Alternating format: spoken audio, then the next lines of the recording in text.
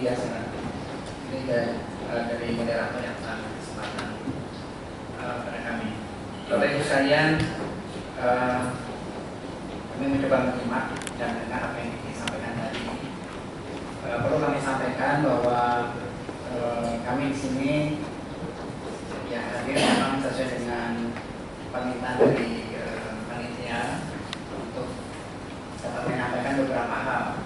Secara umum itu adalah mengenai implikasi penegrian PNS yang kami sampaikan kepada kami. Kemudian barangkali nanti dari teman-teman yang lain, kalau ini fokusnya tadi kan setelah dibuka baru kelihatan fokusnya di mana.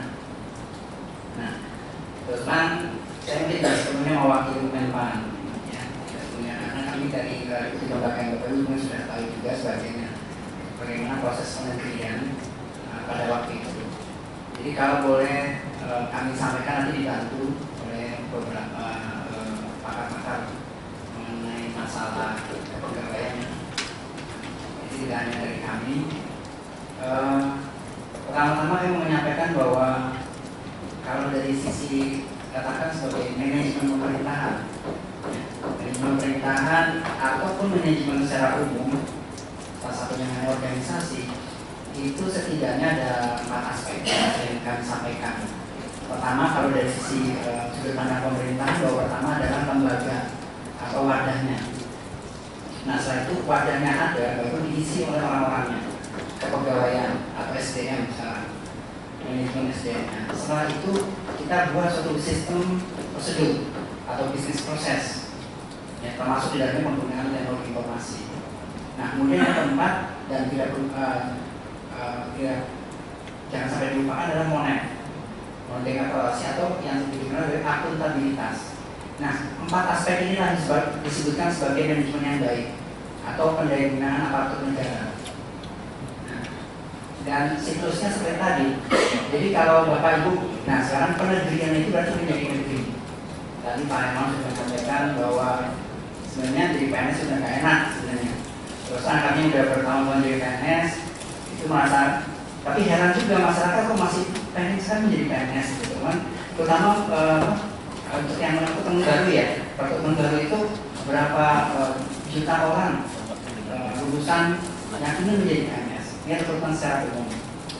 Heran juga, padahal PNS itu sering dihujat, kerjanya nggak benar, akuntabilitasnya payah, ya.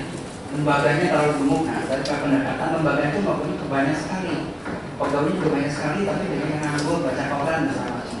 Ini kan image-nya itu jelek sebenarnya. Nah, dari sisi ini sebenarnya kita memperbaiki, kalau pendidikan memperbaiki keempat aspek ini. Kita ingin lembaganya itu organisasi yang bagus, ya. Organisasi tidak asal-asalan, tidak asal bentuk. Kemudian pegawainya juga kompeten, artinya memenuhi syarat sesuai the right man in the right place. Kemudian sistem prosedur juga jangan berbelit-belit sehingga peran masyarakat itu tidak disusahkan, dimudahkan masyarakat itu. Nah, yang terakhir yang tidak kalah pentingnya akuntabilitas.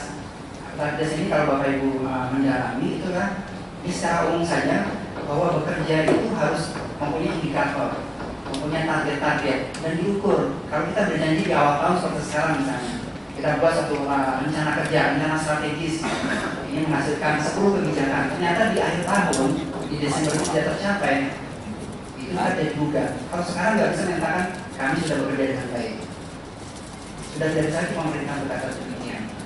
Nah, jadi sistem ini harus jalan. Ya. Sistem ini harus jalan. Kita menginginkan kalau itu masuk dalam birokrasi pemerintahan, 4 aspek inilah yang harus kita perhatikan. Nah, kemudian aspek pertama, kelembagaan. Nah, kelembagaan ini katakan kalau dari sisinya mengenai penegrian, kita lihat kebijakan atau peraturan yang ada. Kalau kami mempelajari, terus yang namanya penegrian itu baru muncul tahun 2014 secara peraturan perundang-undangan. Bapak Ibu boleh dilihat, dikaji, apakah ada di Undang-Undang 20 tahun 2003, apakah ada di Undang 12 tahun 2012, apakah ada di PP 4 tahun 2014. Yang ada di Permen Dikbud nomor 17 tahun 2014. Nah, ini saya lihat dari sisi kebijakan, policy, ya. Nah, policy ini kita bisa lihat, policy itu ada tingkatan-tingkatannya. Tadi sudah kita trace, ya, undang-undang tingkatannya antara pemerintah dan DPR. Kita sama-sama berdiskusi, kita tanyakan, adakah komitmen dari pemerintah dan DPR untuk penegrian? Secara peraturan pasti tidak ada yang tertulis. Bisa dilihat di Undang-Undang 20 untuk Undang-Undang 12. Nah, kemudian di bawahnya di PP. Apakah ada di PP menyebutkan penegrian? Tidak pernah ada. Nah, kami justru prihatin kenapa yang masalah seperti ini tidak masuk dalam komitmen atau kebijakan pemerintah yang begini. Kalau Kemendikbud tentu kita gampang tunjuk menteri yang salah atau menterinya kurang tepat. Nah, kalau kita melihat secara keseluruhan pemerintahan, harusnya komitmen itu terwujud ya minimal mulai dari undang-undangnya. Nah, ini seolah-olah masalah penegrian masuk dalam masalah teknis. Apalagi kalau Bapak Ibu teliti di Permendikbud 17 tahun 2014, itu hanya masalah pendirian. Padahal namanya organisasi itu dari pendirian, pengubahan dan pembubaran atau penghapusan. Ini berlaku untuk semua ya, bukan untuk PTS maupun PTN. Semuanya berlaku. Jadi dari sisi ini kami bisa menyatakan dan ini perlu disempurnakan karena Bapak Ibu tentu memerlukan suatu landasan. Jadi kalau Pak Imam menyatakan sistemik. Nah, sistemik ini harus kita perhatikan. Jadi secara sistemik komitmennya itu kurang, menempatkan masalah penelitian pada masalah-masalah teknis dan hanya pendirian saja.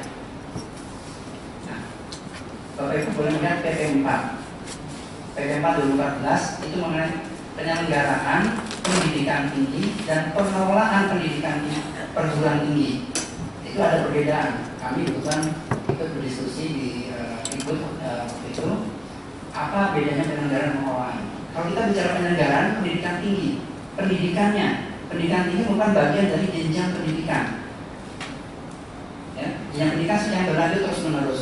Nah, terakhir kami pernah mendapat informasi dari Ristek bahwa itu akan berkaitan, misalnya dari anak didik, peserta didik, bahwa nanti yang SMA itu yang setelah SLTA itu akan menyambung datanya itu masuk di pendidikan tinggi. Selama itu dipisahkan.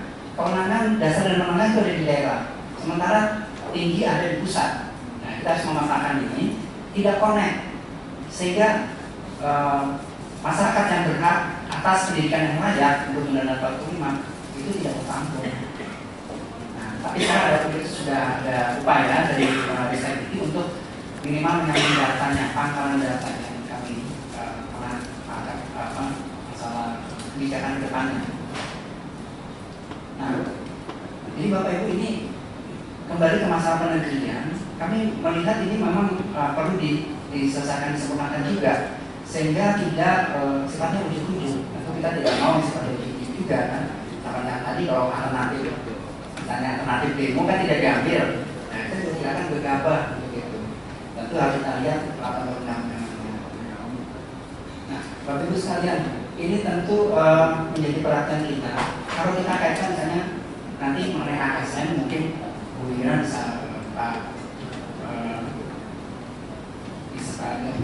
ASN Pak tambahkan Pak Sofyan, ya juga teman-teman dari SDM, dari ada bukan dari SDM, tidak menjadi pembicaraan di SDM, seharusnya ada juga diajarkan di SDM, jadi nggak apa-apa itu tidak masalah. Jadi ASN ini, kalau Bapak Ibu yang boleh dikatakan masalah hukum itu berbeda dengan yang ada saat ini. Ya, apalagi masalah eselonisasi jabatan itu boleh nanti ke depan tidak akan ada lagi namanya eselon. Jadi nanti seorang pegawai itu akan dinilai kompetensi bagaimana dia bekerja dengan baik atau tidak. Sesuatu bisa berubah. Nah, jadi rekrutmen pegawai itu diinginkan tidak sama dengan yang lalu ya. Jadi proses rekrutmen sampai pembinaan pola karir, saya lebih dari 20 tahun sebagai PNS. Tentu pada waktu saya jadi CPNS, saya berharap saya akan memperoleh kesempatan menduduki jabatan. Tapi sampai saat ini ya seperti ini saja. Jadi perjuangan begitu 20 tahun dengan kondisi terbaik. Ya kalau sistem yang dulu kan DD3 ini baik terus, kebetulan saya baik terus. Jadi alhamdulillah dan kesempatan itu ada.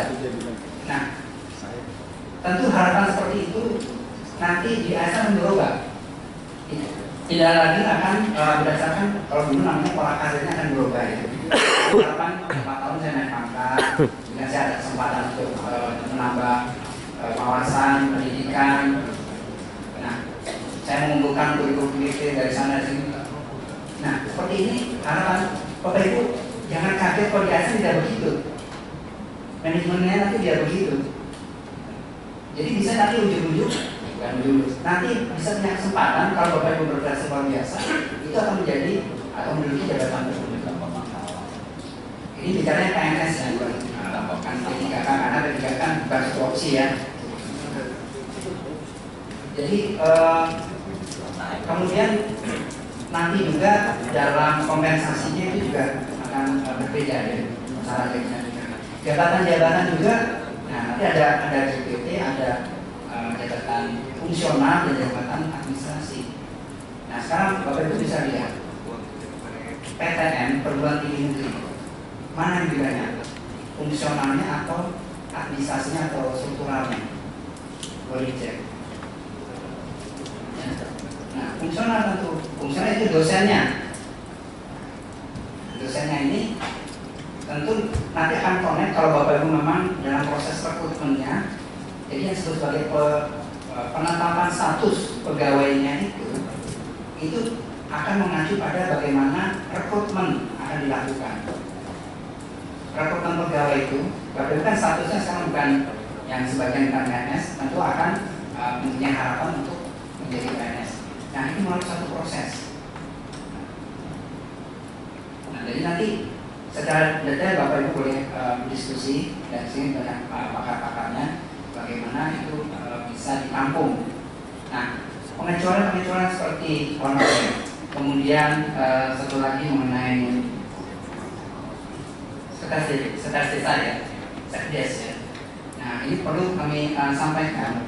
Pertama sekdes itu adalah karena amanat Undang-Undang 32 dan sekarang Undang-Undang 3 itu konsekuensi dari undang-undang.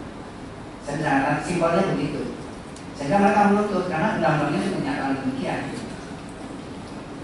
Nah, mengenai honorer ini kurang lebih bisa digambarkan seperti ini, bahwa pemerintah terus terang instansi pemerintah itu kurang pegawai untuk melaksanakan tugas-tugas, apalagi tugas-tugas yang bersifat teknis, sehingga dibutuhkan orang-orang. Nah, pada waktu itu tidak tertampung untuk itu, tidak tertampung menjadi PNS-nya. Ini kasus bukan pemberian, tapi kasus bagaimana saya memberikan kekurangan pegawai, sehingga mereka dibayar honorer, dibayar melalui anggaran pemerintah, baik APBN maupun APBD. Nanti bisa ditanya dari keuangan, apakah boleh APBN dan APBD itu digunakan seperti itu. Nah, jadi kebijakan honorer ini akan sebenarnya meluruskan sesuatu yang tidak benar. Nah, kalau Bapak Ibu melihat kasus penegrian, kalau ini dikecualikan, tentu kita harus membuat kriteria argumen yang lebih pas. Saya tidak bisa mengatakan boleh jadi boleh tidak, tapi nanti dilihat dulu apa argumennya. Nah, sementara itu, kalau Bapak Ibu lihat di kebijakan, karena ini kan kebijakan tadi kan kebijakan dan implikasinya. Sementara itu kebijakan sampai saat ini belum ada yang mengatur demikian. Artinya belum ada yang mengatur pengecualian. Nah, itu Bapak Ibu sudah paham mengenai itu. Nah, kalau ini ada inisiatif usulan untuk melakukan pengecualian, tentu harus ada alasan-alasan seperti tadi. Ya. Bukan berarti saya menyarankan masuk dalam undang-undang atau Bapak Ibu, saya dibayar oleh APBN, APBD, bukan seperti itu. Tapi apa sebenarnya? Apa yang jadi urgensi dari keberadaan Bapak Ibu yang selama ini sebagai PTS sudah mengabdi sekian tahun, kemudian tiba-tiba tidak bisa. Saya melihat seperti itu justru yang sisi pentingnya. Kenapa tidak bisa? Nah, tentu juga nanti dikaitkan dengan proses rekrutmen yang berbeda dengan rekrutmen PNS yang biasa. Nah, mungkin itu beberapa hal yang bisa kami sampaikan. Terima kasih. Terima kasih. Pak